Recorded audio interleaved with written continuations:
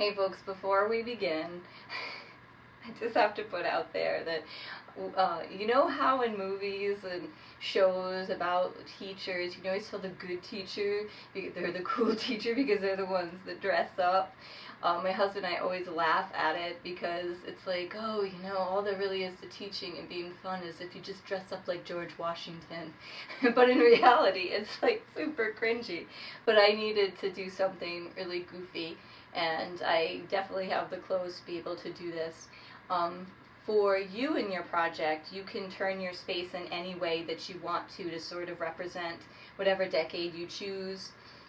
You can make your own things. I kind of threw this together between 2 days whenever I had a moment, and you know, you can take this anywhere you want to go.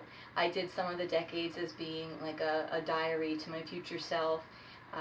Then it sort of slowly slipped into just kind of telling you a little bit about each decade, and then there are some that I was just like, oh, this is how the people danced, which, you know, we can all cringe together with that. I think I look really good, and then I see the footage and I'm like, oh, I look like Maria Bamford and Lady Dynamite.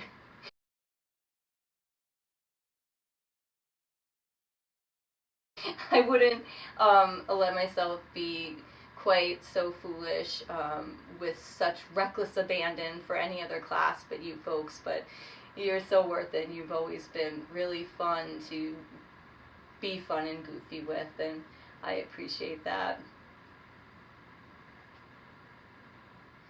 Well, hello, future self. It's the 1920s, and women just got the right to vote. I don't know why it took so long, but I know people were a little crabby about suffragettes, but now we have a sane government. I'm so excited about having the right to vote. Why, we might just have equality soon.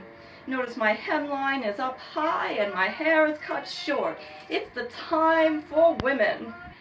And things have been tough. World War I was horrifying, but we won it. The pandemic that swept our nation was devastating, but it's over.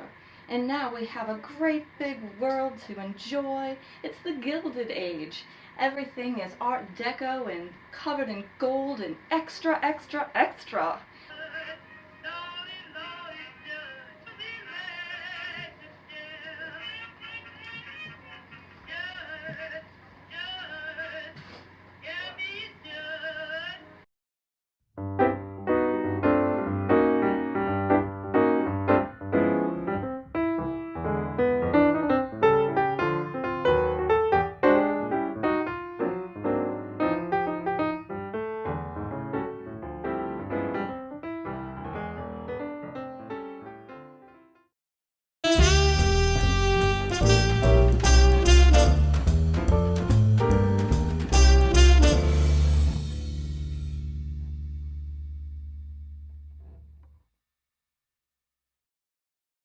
It wasn't all just feathers and Art Deco gilded swirly cues. There was a lot of disparity, and there was a big division of wealth at the time, too. There weren't any social programs to help people, and basically we hear the stories of the very, very wealthy from this decade, but you could see a great big class division happening. What could possibly go wrong? Oh, sorry. That's really depressing. Ooh, that got dark fast. Just like this next decade. Oh, hi. Yeah, things didn't really work out that great. Who would have thought that drastic disparity in wealth would have caused issues in the end? Things are looking kind of tough in the 1930s. It's a lot of nationalism, a lot of poverty, the stock market crashed, we got a dust bowl going on. They call it a Great Depression, but I don't see anything great about it. Plus, in times of economic disparity, people start to point a lot of fingers at each other. And in Germany, they don't really like the way that things turned out for them and got divvied up at the end of World War I. There's a lot of talk of nationalism and us and them, but I don't know. I'm so busy working, there's barely any time to think about it. The dress I'm wearing used to be my curtains. I sewed it myself, of course, but it is my Sunday dress on the inside. It's reversible, and it's my working dress on the outside. So it's we're making do. There's a lot of austerity, and possibly that's why the social realists are so popular as painters. They're showing life how it really is. No impressionism, no expressionism, just absolute stark images of the poverty and the lifestyles that we're living in. The Bauhaus is starting to get popular too, which is a bit of foreshadowing of things to come in the 40s. The Bauhaus is all about simplicity and using very minimal supplies and colors and color blocking, and making things as simple as they possibly can. Jazz is getting swingier and sweeter and even more fun. Listen to this one.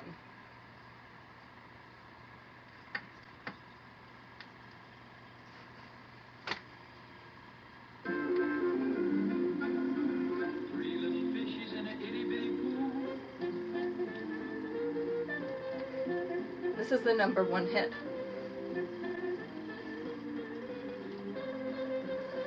And yes, I have it on vinyl.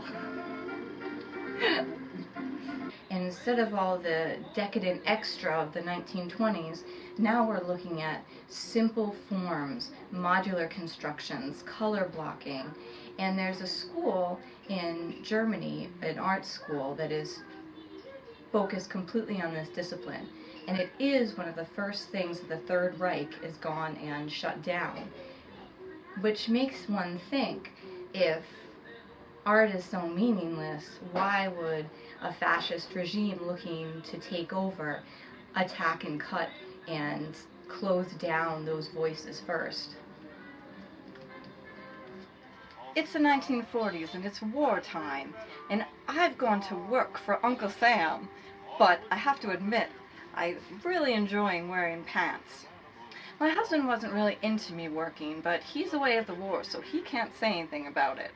I think with the way that women are doing so well on the job, when the boys get home, they'll be so proud, they'll let us keep working.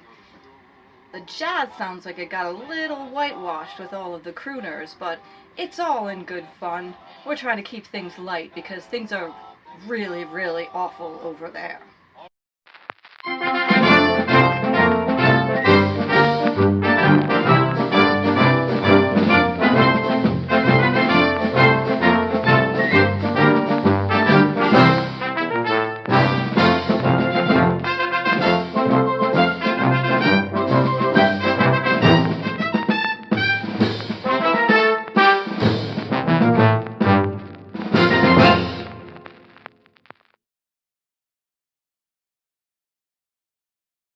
In the art world, we're once again ahead of ourselves with the abstract expressionist movement. All of the work they're doing is not supposed to represent anything at all. It's raw, it's emotion, it's free, and it's mostly just boys doing it. But that's okay. They'll see. I sang this song in my preschool graduation. Sorry, I can't stand the crooners. Oh. Oh, hi there.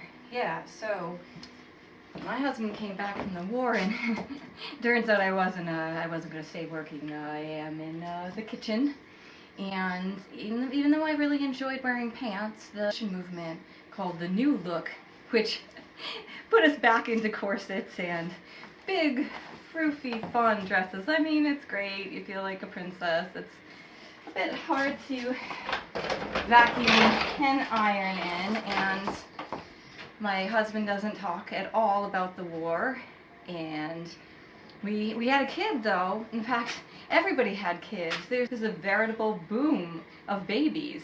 He's in there watching cartoons right now, or Davy Crockett or something. It's not ideal, but we do have this American dream. There's a middle class. I've got my martinis and my Valium, so I'm good.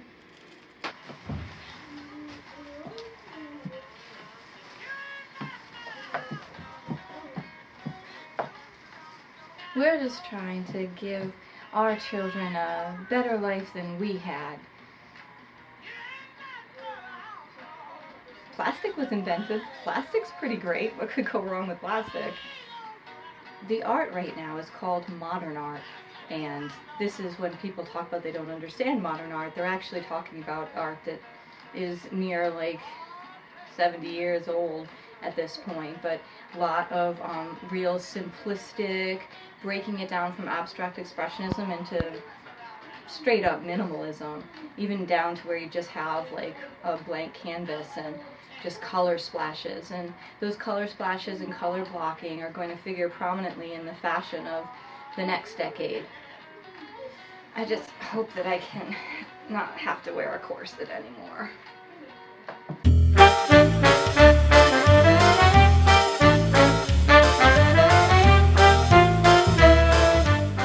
The music is really rockin'.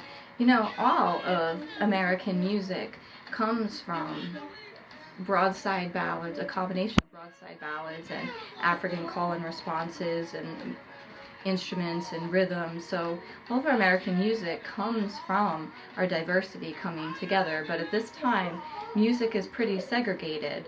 And when a poor white man starts singing this same kind of music, it's absolutely scandalous because it was looked at as black music and white music. The entire country was segregated, but you couldn't keep the young people and the teenagers, a term that was coined right now, you couldn't keep them from enjoying the music. And as it usually is, art and music become the foundation of crossing over racial boundaries. Well, hey, it's the 1960s now, and I'm not wearing a corset anymore, and the hemlines have gone up. In fact, the miniskirt is invented. This is how we dance now.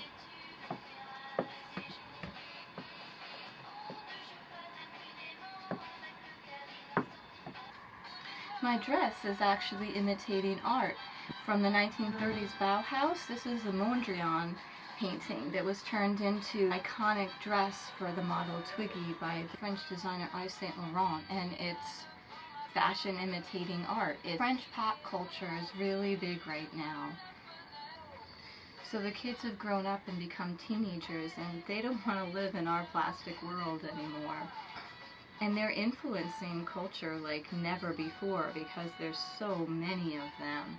They're experimenting with all sorts of things, and art is a reflection of it with psychedelia and pop art and all kinds of fun things, fun groovy things to look at.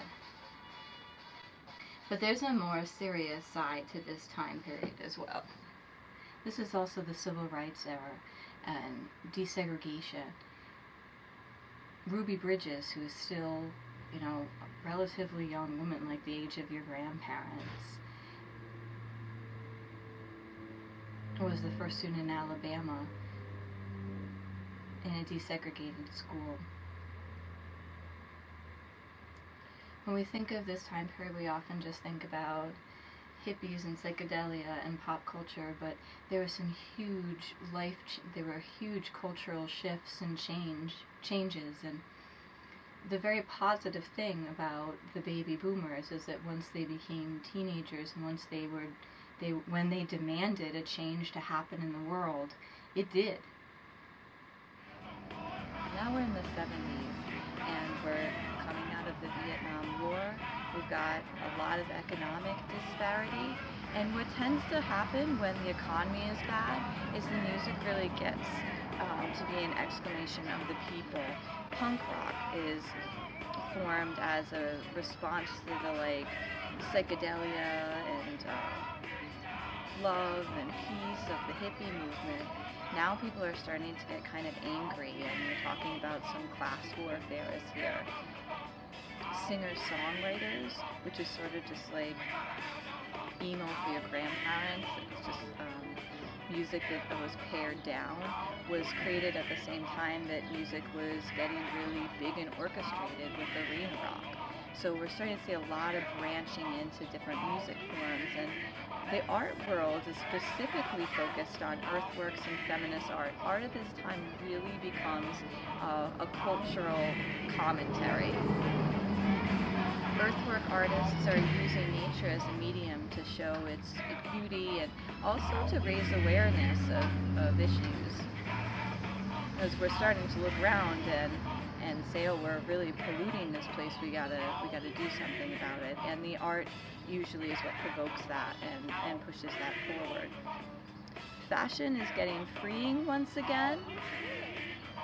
Women are discarding garments that are restricting, things are flowing, they're starting to wear pants again. All natural is a look with hair and makeup. And because it's times of economic disparity, women are starting to want to go back into the workforce again. Well, it's the 80s now, and I've gone back to work and I have a job in an office. The fashions here are moved totally away from the old natural states of the 70s, and we're all about power suits and shoulder pads, tacky colors of makeup. Do you like my perm? There's a lot of sexism in my office, but it's just part of working with the boys, and if you work really hard, they'll judge you on the merit of the work that you produce for sure.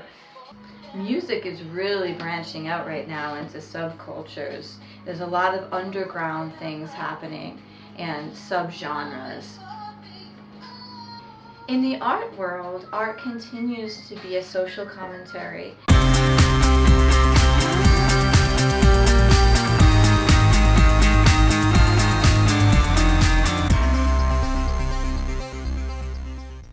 And in some ways, it is really pushing for tackiness. Somebody like Jeff Koons is making popular work that is supposed to not look very good or be kind of ugly. It's a reflection of what we value in society.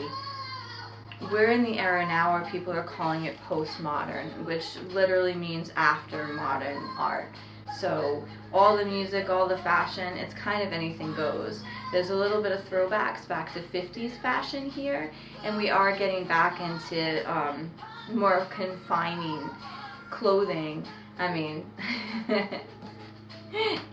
the boxy styles as women join the workforce in droves speaks back to the 1940s when we also had sort of a boxy look in our clothing.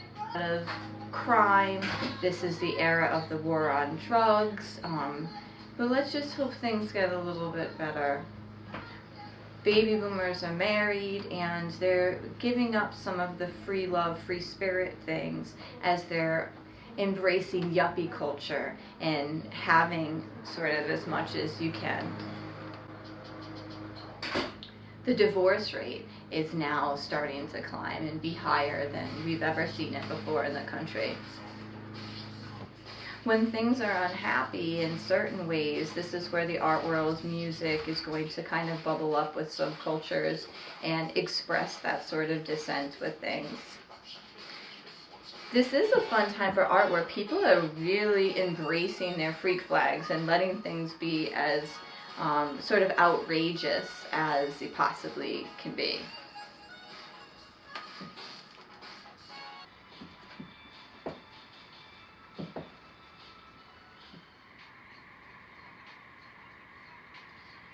Oh, hey, I was just writing some angsty poetry. It's the 90s and it's the era of grunge. I'm down here in the basement of a club, and this is where the counterculture is becoming mainstream.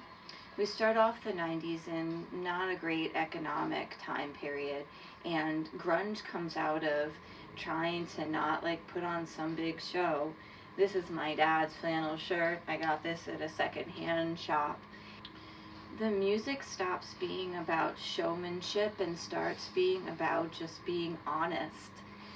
Whether it was the grunge movement out of Seattle and college radio, or gangster rap, where it was sort of saying this is how things are in our communities. both forms of music became the mainstream because people were really hungry for something authentic.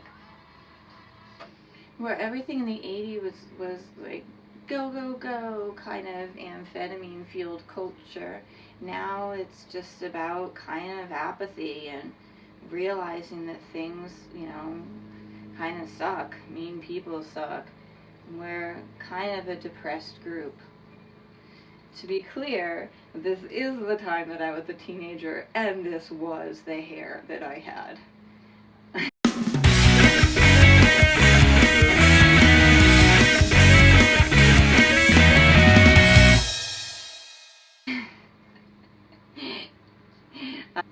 I kind of thought, what's the point of pretending like there's any kind of a future? When we weren't body slamming each other in mosh pits, which was dually a response to our generation's desperate need for touch, but also a place to get out our aggression with one another. When we weren't dancing like that, we danced like this.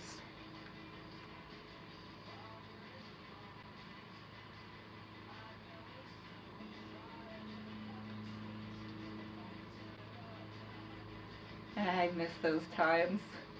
Just gazing at our shoes, feeling bad.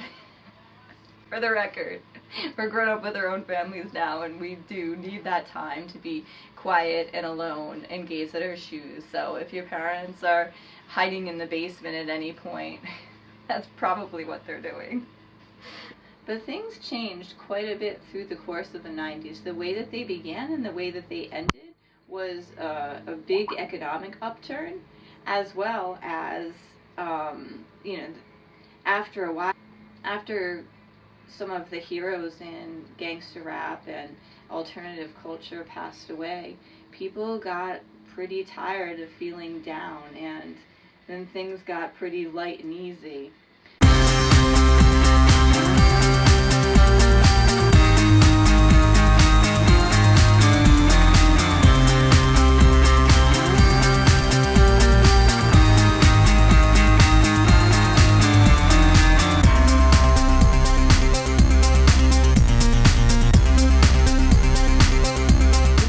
Movement of this time was where street art, this is where Banksy got his start, and this is all about the music of the people, the fashion of the people, art for the people. So it was really a decade of celebrating all kinds of stuff and sort of the underground becoming acceptable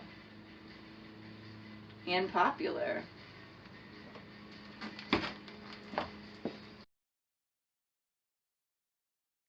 Fresh, unworn Janko pants.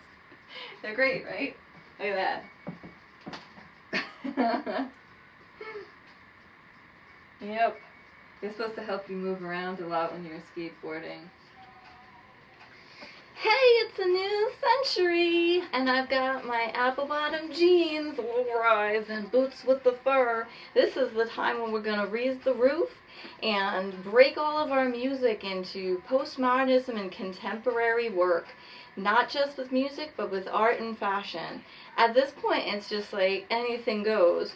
Unicorn hair, Von Dutch hats, velour jumpsuits, rhinestones, blinged up.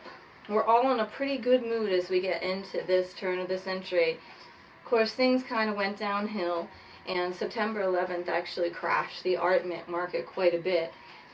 Art after this period really became more about experiences. Going into a gallery and all kinds of light installations, sensory things, smells, all kinds of just immersion kind of experiences with art.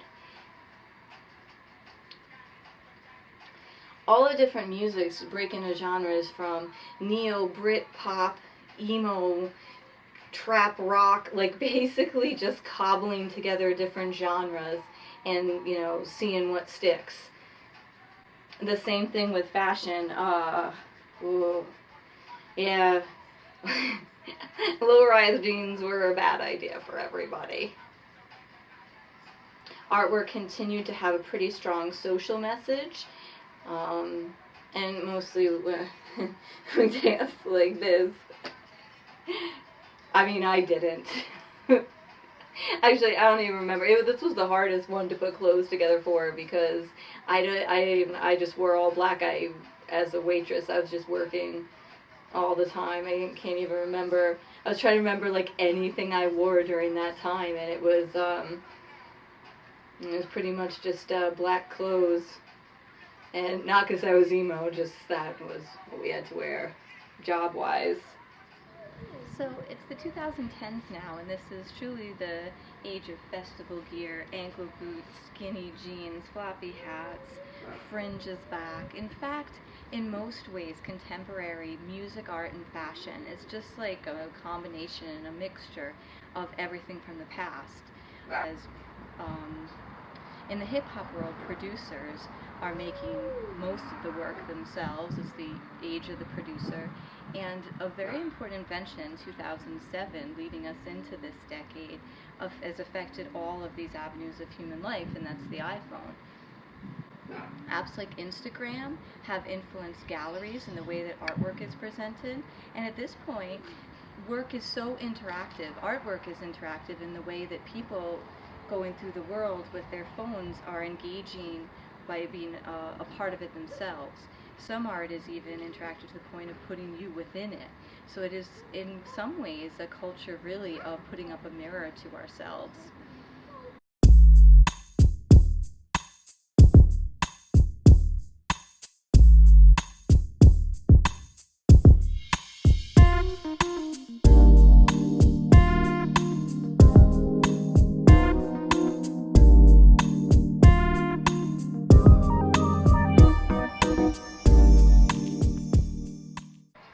I think it's been a really fascinating time for music in the last 10 years because there has been so much a collaborative spirit and there aren't the boundaries and walls between genres.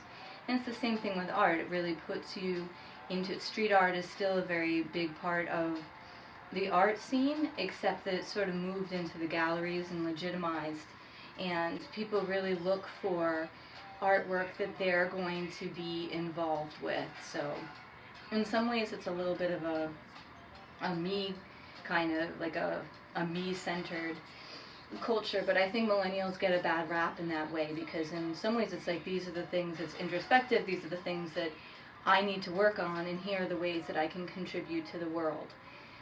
So I think that we really do have and xennials and whatever you want to call them afterwards, whatever you folks are being labeled at.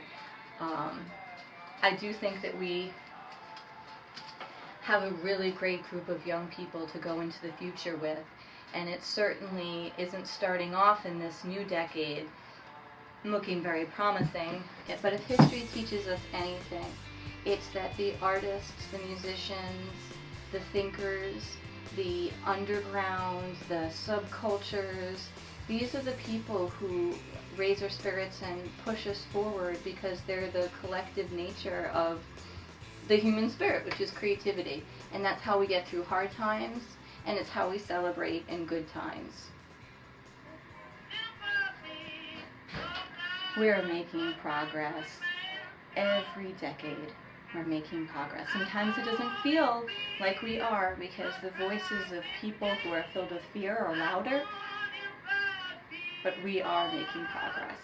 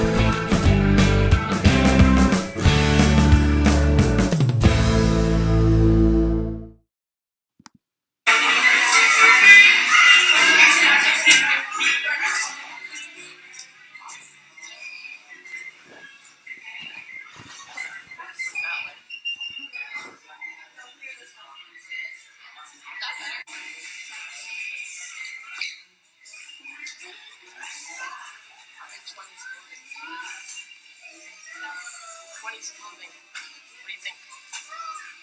Good?